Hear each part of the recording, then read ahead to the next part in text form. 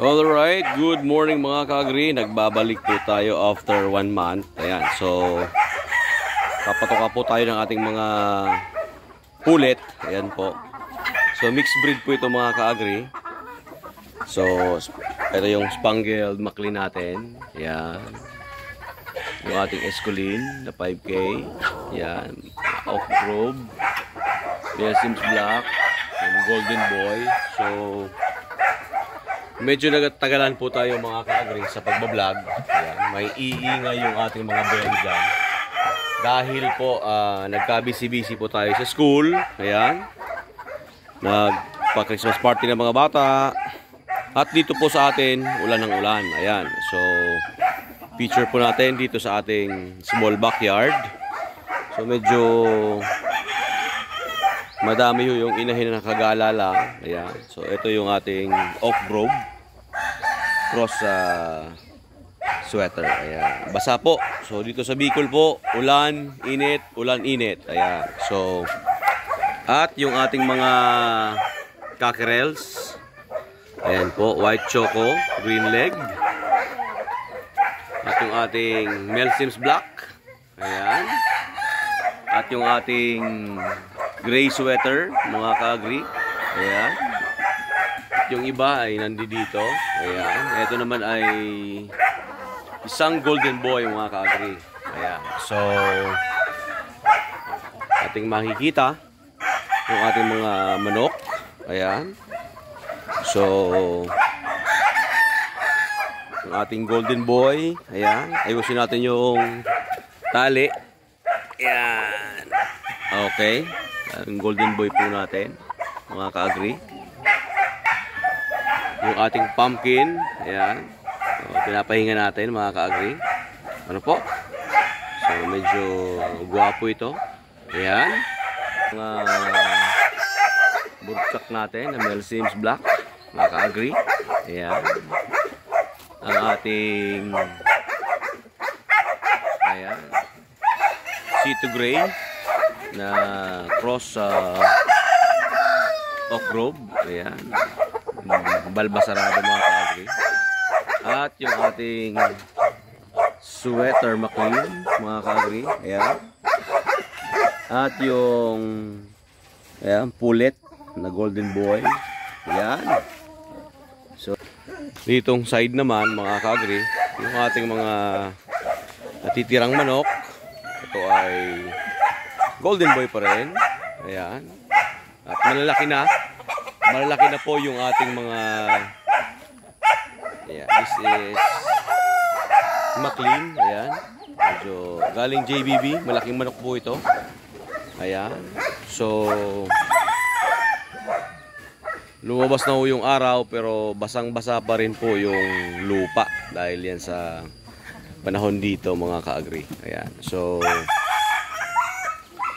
magpapalit po tayo ng mga hapunan. Tama-tama po, bakasyon na. At mag-grass cutter tayo. Ayan. So, mga ka-agri, ano? Yung mga hapunan po nila ay naputol na. Ayan. Dahil po yan sa panahon dito, mga ka-agri. Ayan. So, ito yung ating Sims. Ayan. Cross Oak Grove.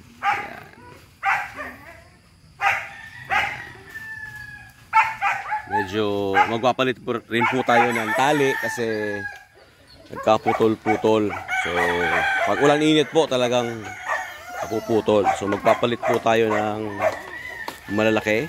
Ayan. So, ito pa rin yung ating tested na Larry Romero. Ayan. Ayan po, no? So, bali mamaya po, mga ka-agri, punta naman tayo doon sa ating baboyan. Kasi nagmamanok po tayo. At the same time, meron din tayong baboy. Ayan. So, maraming salamat po sa ating mga subscribers, mga ka-agri. Again, pasensya na po kung medyo late po tayo. Ano po? Dahil inuna po natin yung trabaho po natin. Maraming salamat po.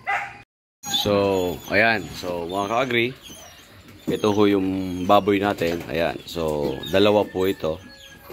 At nandito po yung nanay sa kabila. So, medyo malaki po itong baboy. Ayan, so pinagsasama-sama po natin, pinagsasabay po natin yung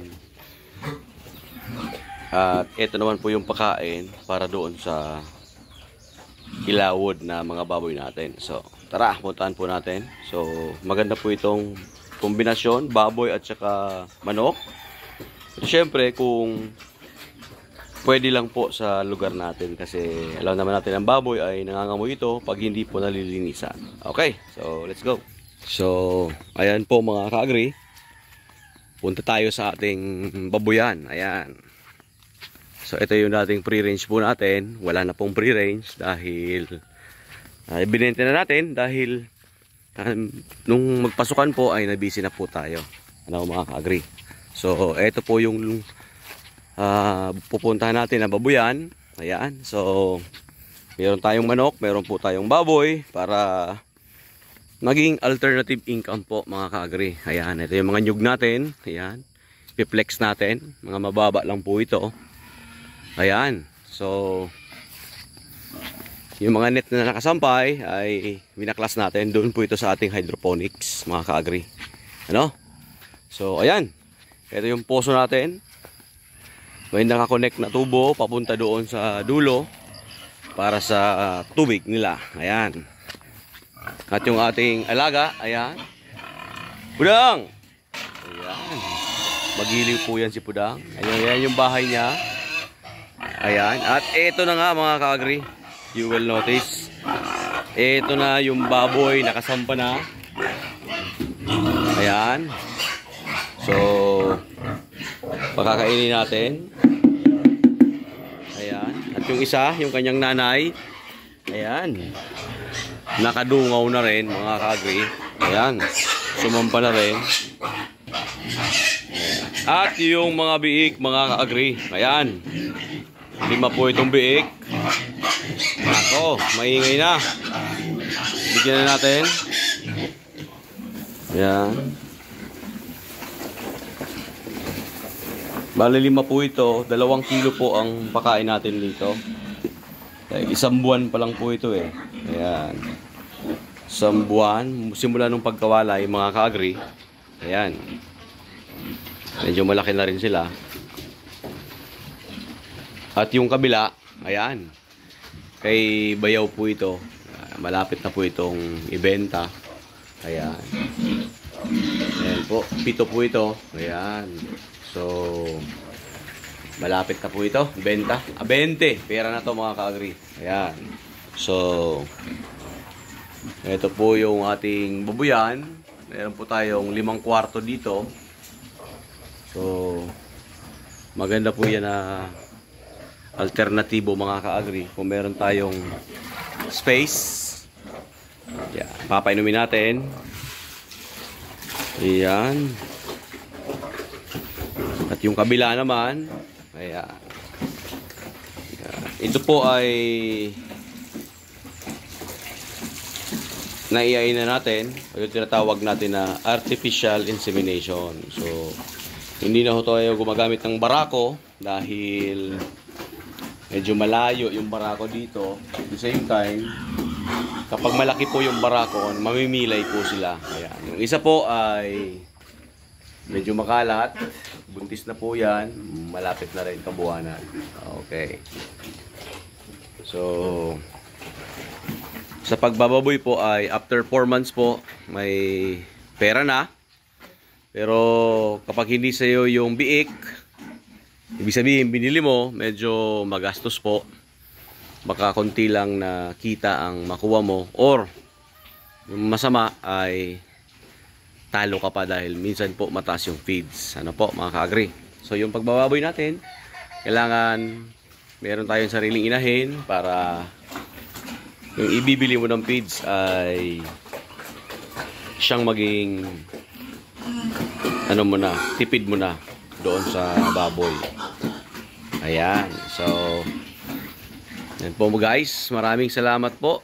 Ayan. Ito yung bahay na pinag-iimbaka ng feeds. Ayan. Meron din mga nakagala dito na manok. Ayan. Buhay probinsya mga ka-agri. At sa tapat niyan, ayan, yung napakaraming bunga ng nyog mga ka-agri.